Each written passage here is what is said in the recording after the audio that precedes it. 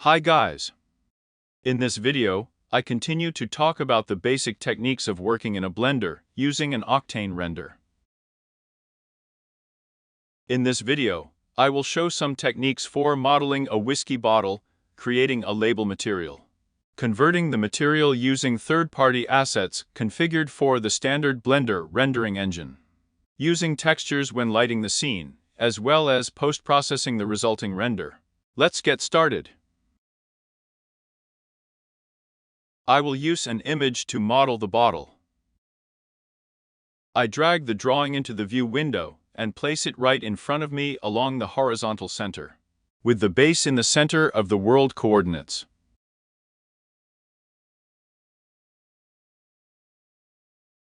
In the image settings, I activate the opacity parameter and change the value for the convenience of modeling.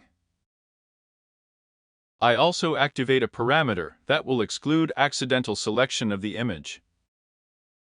At the beginning of the simulation, I will create one vertex and extrude it, focusing on the shape of the bottle in the image. I use the moving and extrusion commands.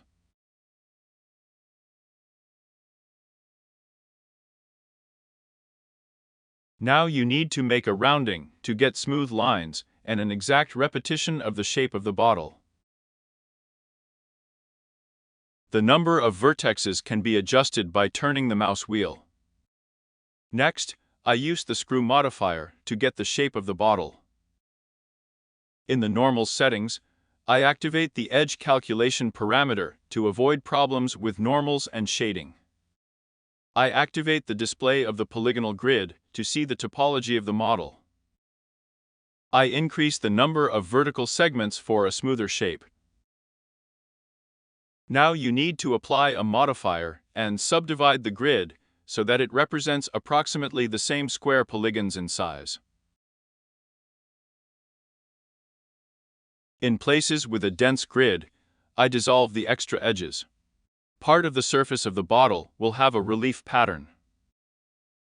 Now I'm highlighting the areas where it won't be in order to temporarily hide unnecessary parts of the bottle from view. This will be the label area, the lower part, and the upper part with a neck. Then I select all the polygons and apply a command that creates 4 triangular polygons from a quadrilateral, with a vertex in the center. Then I select one vertex in the center and, using the selection command, which will allow me to select all vertices, to which the same number of faces are attached. Then I move the selected vertices along their own normals. To do this, press the Alt-C keyboard shortcut. To save the vertex selection, you can create a vertex group and add the selected vertexes to it. This will allow you to go back and highlight these vertexes again at any time. Now I'm going to add a chamfer modifier to get sharper edges in the glass drawing. I will adjust the position of the vertexes and adjust the chamfer size and the number of divisions in the modifier. I will also add a surface subdivision modifier. I will shift the top row of vertexes to get a different pattern on the top. In the lower part, it is necessary to make a uniform quadrangular grid topology to obtain the correct shape of the bottom of the bottle.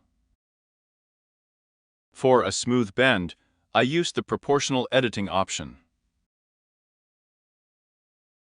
The area where the label will be located, I will squeeze inside to get sharper outlined borders.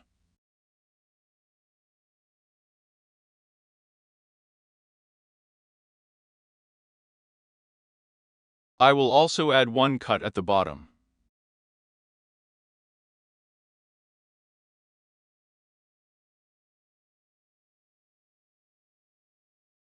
Now I'm going to take care of the inner wall of the bottle.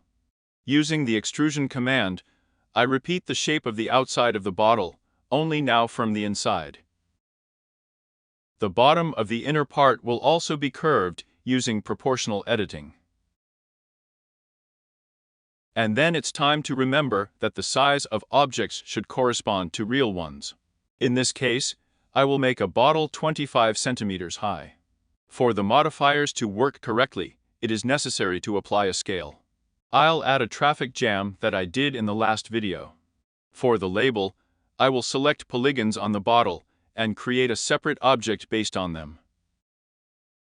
In order for the surface subdivision modifier not to affect the corner vertexes, I will set the value to 1, which will make the adjacent edges completely rigid. I will give the label thickness using a modifier. To create a liquid inside a bottle, I select a part of the internal polygons and create a separate object based on them.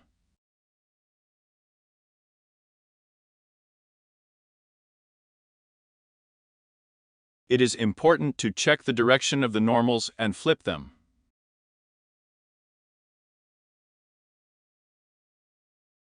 It's time to customize the materials.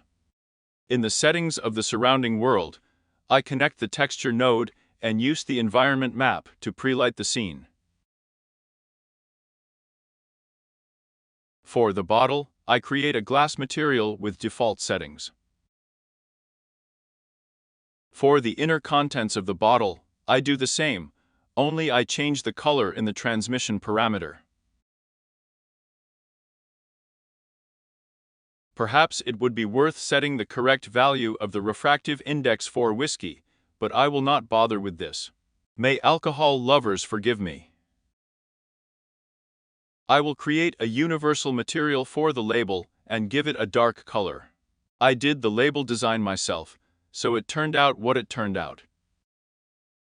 In my opinion, 3D modeling, and to some extent visualization of scenes, is much easier than graphic design, which requires deep knowledge of color, composition, fonts, fine art in general. In this example, the label consists of 3 colors: black background, gold, and silver metallic. In order to implement this in the material, it is necessary to divide the elements into their component parts, those that will display certain characteristics. This is how the drawing looks for the roughness channel, so for silver, and so for gold. Therefore, it is necessary to save this in different images. First, of course, it is necessary to make a scan of the model in order to save it and create a label based on its size and shape. I decided to make it rectangular to make it easier in a graphic editor. To do this, select any quadrilateral on the scan and make a perfect rectangle out of it by aligning its edges horizontally and vertically. After that, you need to select this ideal polygon, then the entire OOF scan, and execute a command that will align the entire scan based on the selected quadrilateral. It's time to assign textures to the appropriate slots of the universal material. I connect the roughness texture to the roughness and bulge parameter. For the silver and gold pattern, I will add a new layer of material and connect a metallic layer to the first layer. I will slightly increase the roughness parameter and connect the silver texture to the transparency layer.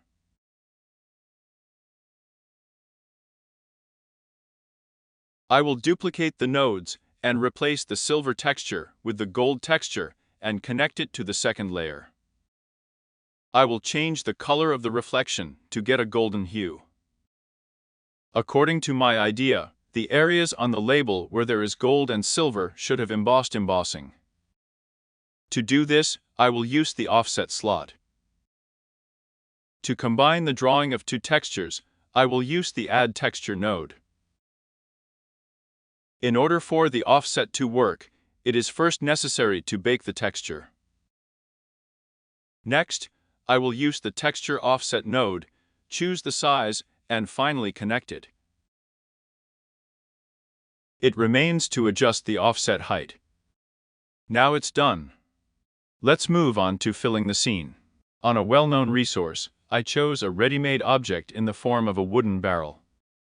I download it with a set of textures in a resolution of 4000 pixels. The archive that needs to be unpacked is loaded. A Blender file and a folder with textures are waiting for me inside. By adding a barrel to the scene via the Add command.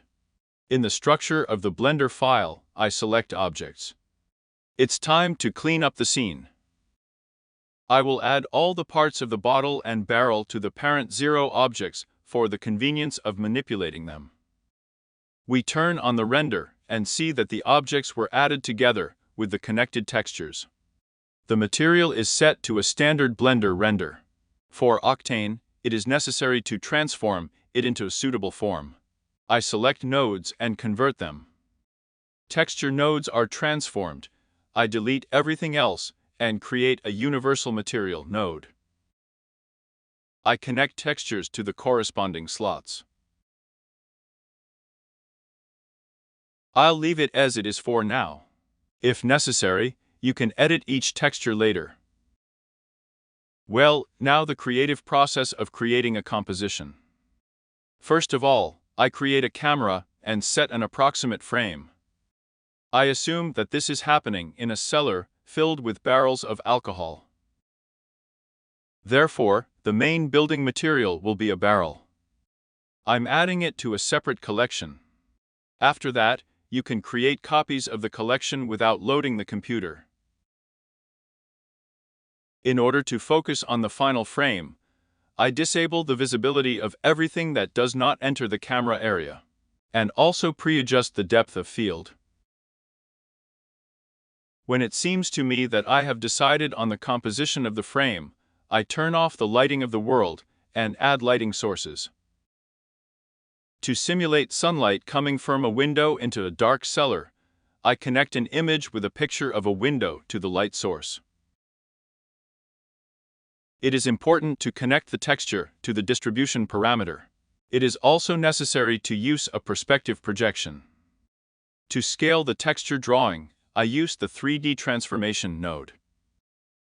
I experiment with different textures, the position of the light source, to get the optimal pattern of light and shadow. To adjust the sharpness and blurriness of the shadow pattern, you need to adjust the size of the light source. It is the size, not the scale. In the process of searching, I kept changing the parameters of the light, its position, and even changed the size of the bottle stopper. But it didn't help to find something that suited me. As a result, I added a second camera and decided to look at the situation from a different angle. As a result, I deleted the first camera to hell and settled on the second option. Then adjust the lighting of the bottle itself. I made several light sources, added limiters on them so that they were always directed at the bottle. After adjusting the light in the camera settings, I added a vignette, chromatic operations, activated the tonal display of the ACES, adjusted the focal length and added a focus object. Before the final render, I added 2 glasses of whiskey to the overall composition, despite the fact that the bottle is corked. Let's assume that this is the second one. The first one was drunk by spirits living in a gloomy cellar. In the end, I decided to make the lower part of the tube darker and finally pressed F12. Now a little post-processing. I will add an image in the form of dust particles. With the color correction command, I will make it white, change the opacity and blend mode. I will also add a Gaussian blur filter. I will add an image in the form of smoke. With it, I want to create the effect of a dust cloud and make the environment a little lighter. I will also change the opacity and overlay mode. With a mask, I will hide part of the haze from the bottle and glasses so that they remain more contrasting. I will transform all layers into a smart object and apply the camera rock filter to it. Here I will add contrast, increase sharpness, add a vignette, make the image a little grainy.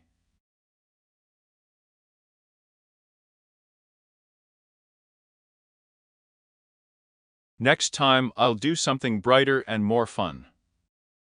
And it's also time to look into Octane compositing.